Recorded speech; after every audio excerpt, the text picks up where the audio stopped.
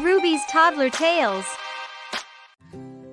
Snow White, radiant against the snow-laden courtyard, skips through the pristine landscape, her laughter echoing like music. High above, the evil queen gazes down, her face a mask of envy, as she watches Snow White below. In the opulent queen's chamber, the queen stands before the magic mirror, a storm of vanity and anxiety brewing within.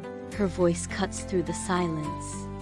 Mirror, mirror, on the wall, who's the fairest of them all? The mirror responds, shattering her facade. Snow White is the fairest of them all. A visible wave of dark energy radiates from the queen, her fury now unleashed. In the opulent queen's chamber, the queen sits upon her throne, her face a study in cold command. A huntsman bows before her, awaiting a decree that will shatter innocence. Her voice cuts through the silence like ice. Take Snow White into the forest. Kill her, bring me back her heart as proof. Deep in the foreboding forest, the huntsman leads Snow White as sunlight barely pierces the dense canopy.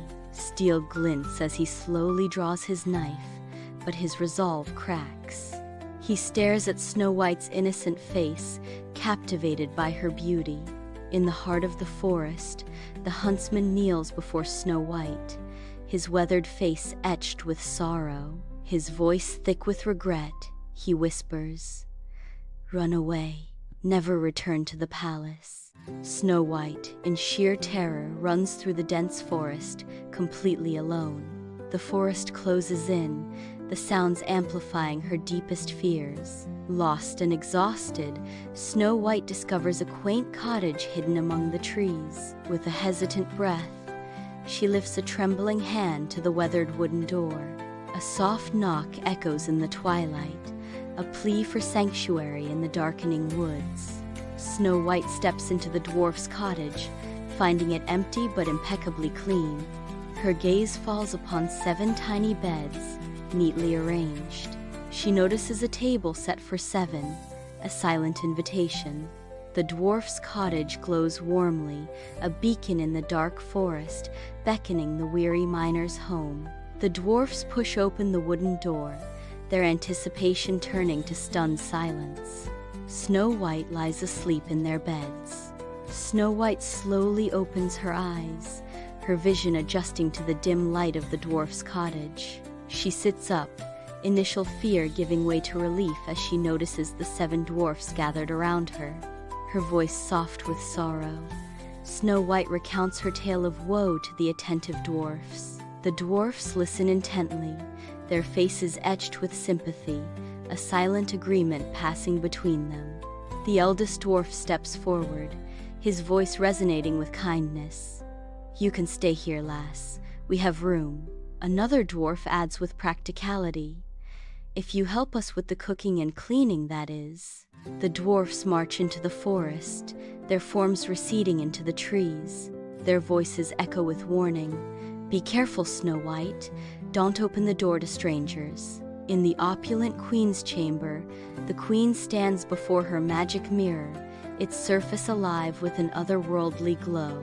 Her face contorts with a mixture of anxiety and fury as she gazes into its depths, seeking answers. The mirror shows Snow White, alive and carefree, laughing with the 7 dwarfs in their humble cottage. In the queen's chamber, a cauldron casts an eerie green glow, illuminating the queen's sinister work. She prepares a poisoned apple with practiced grace, each movement precise and wicked. Shadows dance as she mutters incantations, the air heavy with dark magic. Deep within the forest, sunlight casts dappled shadows as the queen, disguised as an old woman, makes her way toward the dwarf's cottage. Sunlight filters through the dense forest canopy, illuminating her path. The queen stands before Snow White, her hand extended with a glistening red apple. Sunlight dances on the apple's surface, making it appear irresistibly tempting. The queen's voice drips with false sweetness. "This apple, my dear, will grant you eternal beauty." Snow White pauses, sunlight dancing in her eyes. but then she decisively bites into the apple. A moment later, she collapses, lifeless, onto the earth. As dusk descends, the weary dwarfs trudge through the darkening forest, their faces reflecting the weight of their long day. The dwarfs push open the cottage door, only to be met with a vision of despair. Snow White lies motionless on the floor. A wave of profound grief washes over the dwarfs as they surround Snow White, their hearts shattering at the sight of her stillness. With solemn reverence, the dwarfs gently lay Snow White into the crystal coffin. Sunlight filters through the forest canopy as the prince rides, the tranquility shattered by an unexpected sight. He halts abruptly, his eyes drawn to a glass coffin cradled among the ancient trees.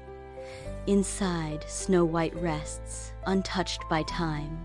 He dismounts, his focus solely on Snow White's delicate beauty. In the tranquil forest, the prince approaches Snow White's coffin with reverence. The spell is broken, and Snow White awakens. In the heart of the forest, Snow White and the prince share a smile, their eyes reflecting a profound love. The dwarfs celebrate Snow White's triumphant return, their joy echoing through the ancient trees. Snow White and the prince arrive at the castle, where wedding preparations bustle with activity. The castle stands ready, adorned for the joyous wedding of Snow White and the prince. In the radiant castle ballroom, Snow White and the prince stand as husband and wife, their love illuminating the grand ceremony. Friends and loved ones fill the ballroom, their faces beaming with joy, celebrating the beginning of their fairy tale. The ballroom sparkles with light, a grand celebration abruptly shadowed by the evil queen's arrival. Whispers ripple as the evil queen's presence fills the room, her wickedness now impossible to hide. The prince, his face contorted with fury, commands, "Imprison her!" Snow White and the prince walk hand in hand through the castle gardens, their bond radiant beneath the warm sun. Their voices intertwine, promising a reign of kindness and justice that echoes through the gardens. Under the golden sun, they live happily ever after.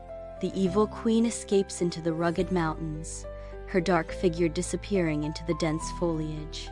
Swallowed by the vast wilderness, she vanishes, leaving behind only echoes of her dark reign. Her evil deeds become a cautionary tale, whispered in hushed tones throughout the kingdom. Thank you for watching. Bye-bye.